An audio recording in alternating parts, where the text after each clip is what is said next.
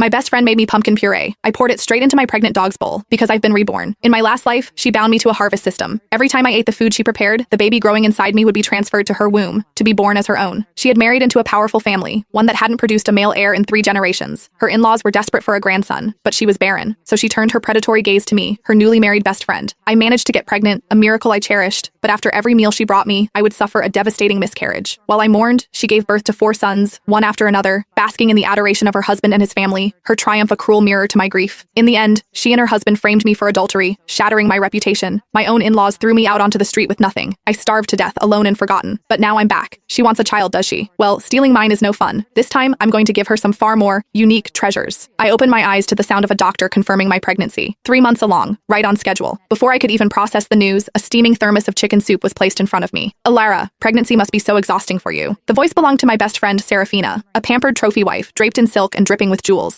I knew something was up when you lost your appetite, she chirped, her smile never quite reaching her eyes. Here, I made this soup just for you. It's delicious. Go on, have a taste. I met her gaze, my jaw tight, and made no move to take the bowl. A sharp sigh came from my other side. It was my mother-in-law, rolling her eyes. Alara, what are you waiting for? Drink it. Don't be so ungrateful. Sarah is so good to you, always thinking of you. A nearby nurse chimed in. She's right. If I'd married into a family like that, I'd have forgotten all my old friends. Serafina has a heart of gold. I heard she even made that pumpkin puree by hand. A friendship like that is so rare these days. She's as beautiful as she is kind. Her children will be just as wonderful, I'm sure. Serafina offered them a gracious, practiced smile before turning back to me, ladling a bowl of the glistening soup and holding it to my lips as if I were a child. Drink it while it's hot. I was up at 4 this morning, simmering it for 8 whole hours. If you don't like it, I can make you a squab broth instead. A cold wave of memory washed over me. In my past life, the joy of learning I was pregnant had been fleeting. I drank her soup, and by that night, I was cramping, bleeding, losing my child. My husband took me for every test imaginable, but the results were always the same. My body was perfectly healthy. There was no medical reason for the miscarriages, and that was only the beginning. I conceived 3 more times. I lost them all. Each time, the doctors were baffled. No gynecological issues, no identifiable cause. I nearly went mad trying to understand why. Why couldn't I hold on to my precious babies? It was my mother-in-law who found the answer, watching our home security footage. She saw me, or a version of me, leaping around the house, jumping on furniture, even punching my own stomach, as if desperate to destroy the life inside me. But it wasn't me. I swear it wasn't. I was always so careful, treating my body like a fragile temple. I guarded my diet, my every move. I would never have done those things. I pleaded. I swore I was innocent, but my husband and his parents were convinced I'd lost my mind. They had me committed. The doctors diagnosed me with schizophrenia. Then, to seal my fate, a strange man appeared, claiming we were lovers. He told everyone the reason I'd killed my 4 unborn children was because I refused to give my husband an heir, saving myself for him alone. I was cast out, divorced, and stripped of every penny and piece of identification I owned. I died under a freeway overpass. My last sensation, the gnawing emptiness in my stomach. Only when my soul drifted free did I see the truth. It was all Serafina and the harvest system she had bound to me. The memory was so vivid it left a bitter taste in my mouth. I turned my head, gently pushing the bowl away.